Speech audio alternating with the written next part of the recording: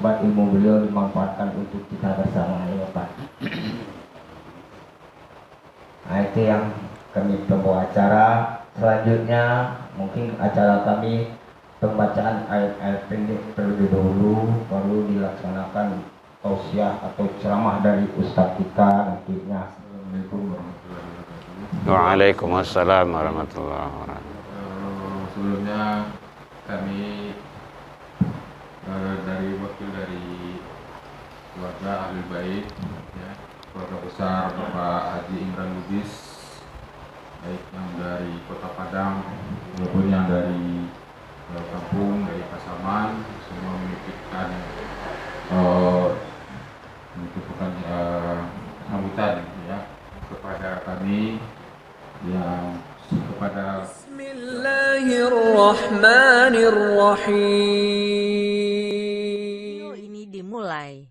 Pastikan kamu sudah mengklik tombol like, subscribe, lonceng, dan share ke teman-teman. Bismillah. Assalamualaikum warahmatullahi wabarakatuh. Alhamdulillahilladzi khalaqal mauta wal hayata liyabluwakum ayyukum ahsanu amala. Asyhadu an la ilaha illallah wahdahu la syarikalah wa asyhadu anna Muhammadan abduhu wa rasuluh sallallahu alaihi wasallam. Allahumma salli wa sallim ala sayyidina wa nabiyyina Muhammad sallallahu alaihi wasallam alladzi akhrajan nas minadz dzulumati ilan nur wa yahdihim ila siratal mustaqim. Amma ba'du. Hamdan wa syukran lillah, seluruh puji dan syukur tiada henti selalu kita ucapkan ke Allah Subhanahu wa taala. Alhamdulillah, izin Allah sampai ini malam kita masih diberikan oleh Allah umur panjang, kesehatan, waktu luang dan kesempatan untuk hadir di rumah duka sanak famili kita yang dalam berduka. Mudah-mudahan Pak Haji yang telah mendahului kita, semua kesalahan dan kealfahan beliau diampuni oleh Allah hendaknya. Semua kebaikan, amal soleh yang beliau lakukan semasa hidup dan amal jariah yang beliau tinggalkan semoga diijabah di sisi Allah hendaknya. Salawat dan salam kepada Nabi besar Muhammad sallallahu alaihi wasallam. Allahumma sholli ala Muhammad wa ala ali Muhammad. Yang sama kita hormati angku-angku nenek mama, alim ulama cerdik pandai, Bapak Ibu ketua dan pengurus kongsi kematian Majelis Masjid Jamiatul Ibadah, pengurus Masjid Jamiatul Ibadah, pembina, penasehat, tokoh masyarakat, dan keluarga yang dalam berduka. Semoga kepergian beliau itu, jejak langkah beliau yang beliau tinggalkan menjadi mutiara-mutiara bagi kita bersama hendaknya. Pada hakikatnya kita ini sama dengan beliau. Cuman istilah Minang, mumbang jatuh, kalapo jatuh. Ada yang dahulu, ada yang kemudian. Ini salah satu hikmah dari doa ziarah kubur. Rata-rata ziarah kubur itu membaca doanya sampai Assalamualaikum ya ahlal kubur. Sampai situ rata-rata. Dia ada sambungnya dua lagi. Assalamualaikum ya ahlal kubur atau ya ahlil kubur, keselamatan atas engkau wa ahlil kubur. Yaghfirullahu lana walakum. Nah itu Bapak Ibu itu sambungannya. Semoga Allah mengampuni kami dan kamu. Kamu tuh yang berada di situ. Antum salafuna, kamu mendahului kami. Wa nahnu bil athar, kami akan mengikutinya. Jadi kita akan sama dengan beliau. Apa yang beliau rasakan, kita akan merasakan nantinya. Alam sakarat, alam maut, alam barzah. Beliau sudah 3 atau beliau lalui itu. Pada hakikatnya kita 4 baru. Alam roh, alam iradat, alam rahim, alam dunia. Beliau lah semua jawab tu. Yang beliau tu alam sakarat, alam maut, alam barzah. Sekarang beliau di alam barzah. 3 tambahannya. Itu yang 3 tu alun lah. Dan kita akan ke sana pasti. Karena redaksi ayatnya itu kullu nafsin zaikatul maut. Itu dafal gitu. Ada juga mengatakan fa idza jaa ajaluhum la yastakhirun. Tidak bisa diakhirkan. Sa'ah di situ bukan jam makna itu, sedetik. Wala yastaqdimun, tidak bisa dimajukan. Jadi kalau datang aja tu tidak bisa diundur, tidak bisa dimajukan. Nah, kita menanti, menunggu. Wa ma tadari nafsun bi ayyin ardin tamut, surah Luqman. Kapan, di mana, sedang, mengapa kita akan wafat, itu rahasia Allah. Jadi kalau dalam surah Luqman ayat 31-34 itu ada 5 dirahasiakan Allah. Salah satunya adalah kematian kita, maut kita. Itu dirahasiakan Allah sampai hari ini. Tapi tanda-tandanya udah ada, udah banyak tanda-tandanya. Bagi bapak ibu mungkin ada juga. Nanambo nanya lah bau bantu. Itu tanda-tanda tuh. Ya, jengek dulu rancak tagangan kini lah mulai kanduh tuh. Itulah. Mato lah mulai kanduh kabu tuh. Jadi dingin kadang-kadang lu bambui kan. Ya pelurah ya. Biasa yang ngek bambui kena jadi dingin. Itu tanda-tanda. Li ayatin namanya itu. Kalau dalam redaksi Al-Qur'an li ayatin, tanda-tanda kekuasaan Allah sudah ada. Kepergian beliau kita berduka dan beliau sangat dekat dengan kita. Beliau rajin ke rumah saji, berjamaah, memberi awak nasihat, bahkan beliau sering ceramah dengan kajian-kajian awak, dan beliau pembahasan pengajian beliau sangat luar biasa, banyak mengarah kepada ilmu tauhid, ilmu-ilmu tarekat. Jadi keluarga berduka, kita juga merasa berduka kepergian beliau, orang tua kita Pak Haji, dan beliau sangat luar biasa, orang tua yang mengayomi, dan kami secara pribadi juga merasakan, sering membimbing dan memberi nasihat.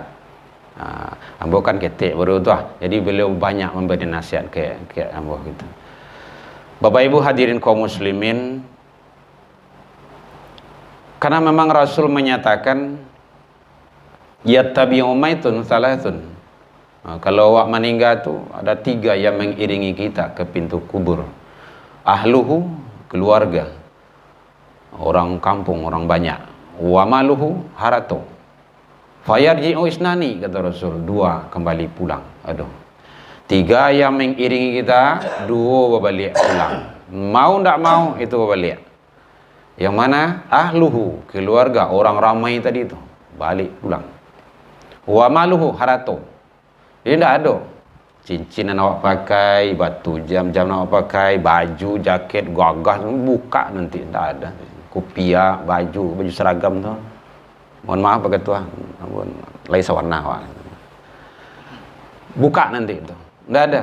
Diganti dengan kain tak berwarna, kain putih.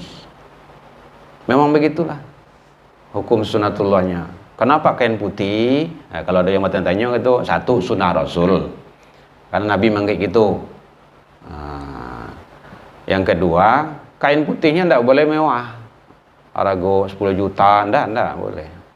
Dasar-dasar kalau kampung titoron namanya itu, kain-kain itu. Dan pun disobek pula.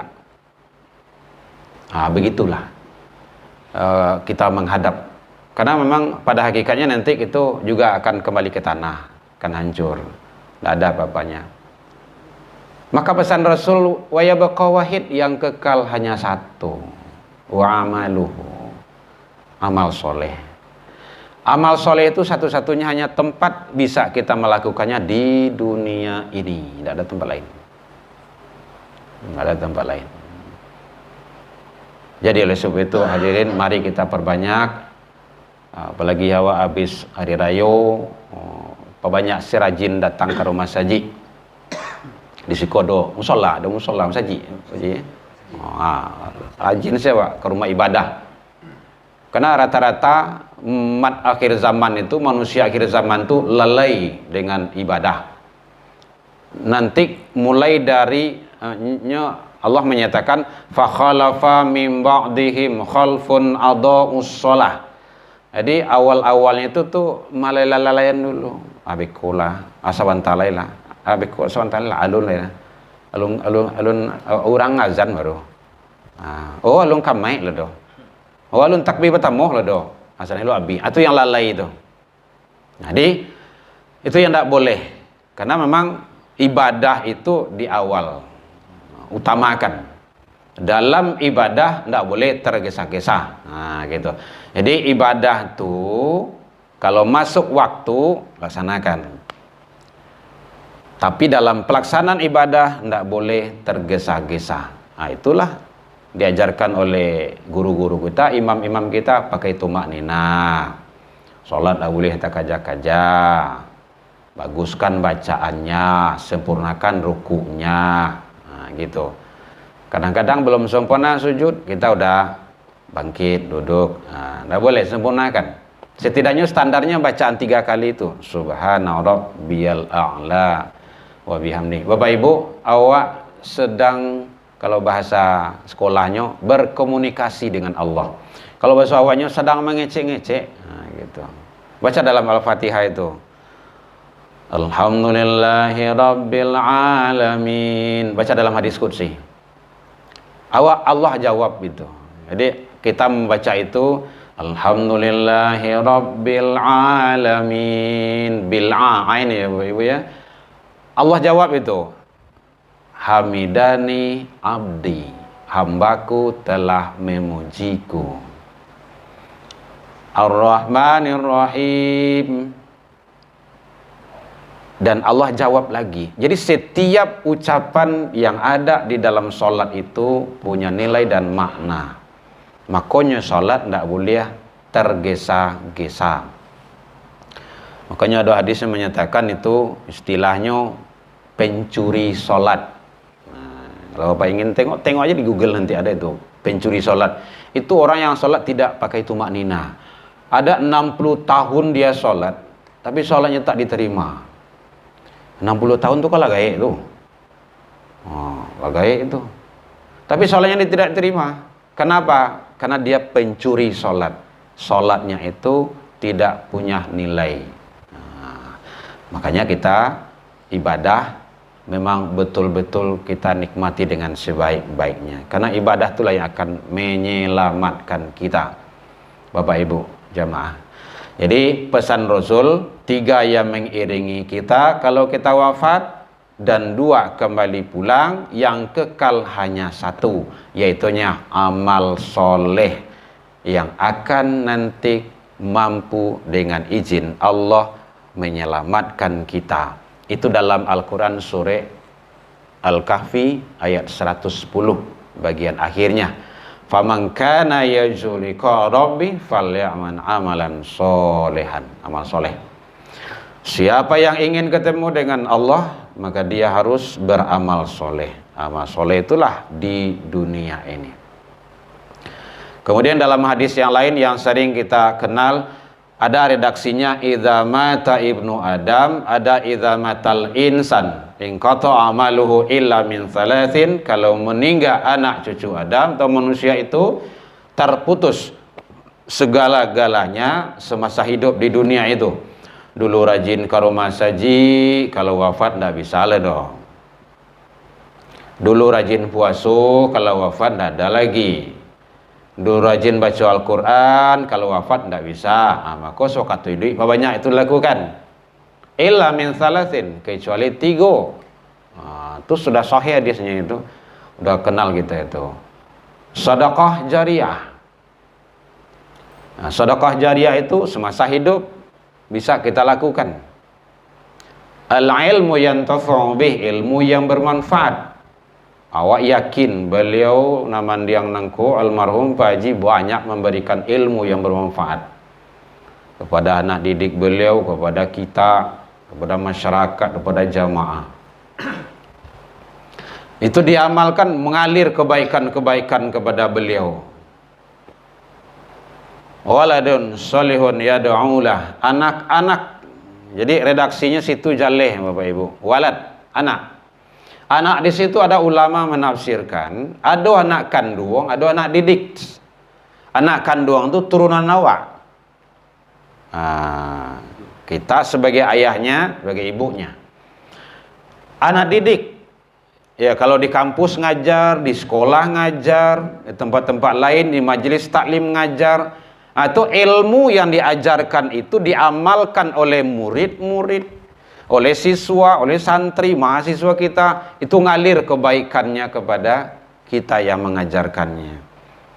Makanya hebat sekali, makanya Rasul menyatakan manusia yang terbaik itu di dunia ini, kalau dalam hadis itu, khairukum, sebaik-baik kamu adalah man ta'alamal Qur'an, orang yang belajar Al-Quran wa 'allamahu, dan mengajarkannya. Jadi Bapak Ibu dosen, guru, apa saja bidang studi yang kita ajarkan, jangan sampai lapih dari nilai-nilai agama. Itu yang perlu. Jangan diputus, jangan dipisah, supaya nanti ada kaitannya, ada nanti nyambung dengan ilmu yang bermanfaat itu. Karena ilmu manfaat itu bukan hanya ilmu-ilmu dunia, tetapi ilmu akhirat yang sangat luar biasa sekali. Nah itu makanya Mandiang Gus Dur kan gitu ngomong beliau dulu tuh. Andaikan seluruh guru itu dikaitkan materi itu dengan agama, ndak kepayah tugas guru agama itu tuh. Nah, kadang sekarang kan sudah ada firqah-firqahnya, distorsi namanya itu. Jadi oleh sebab itu Bapak Ibu hadirin, mari kita sama-sama untuk selalu berada pada jalan-jalan yang Allah ridho. Kita tingkatkan, kita maksimalkan. Nah, kalau kita udah ada organisasi kegiatan, mari awak sama-sama. Ada orang mengecian meninggal, aku sama jo arisan.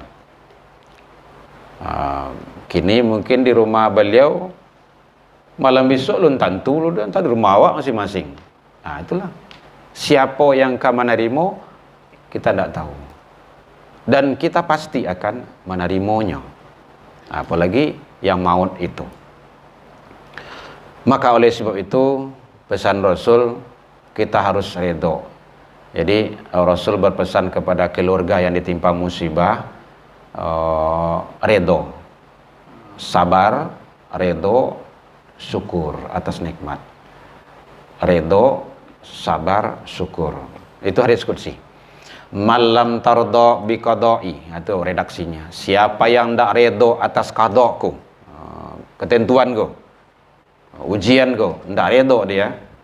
Walam yasbir ala balai, tidak sabar atas ujianku. Walam yashkur ala ni'mai, tidak syukur atas nikmatku. Yang tiga tadi itu, maka Allah marah dan murka. Apa kata Allah? Falyakhruj min tahtis samawati wal ardh. Persilakan keluar dari kolong langit dan bumiku.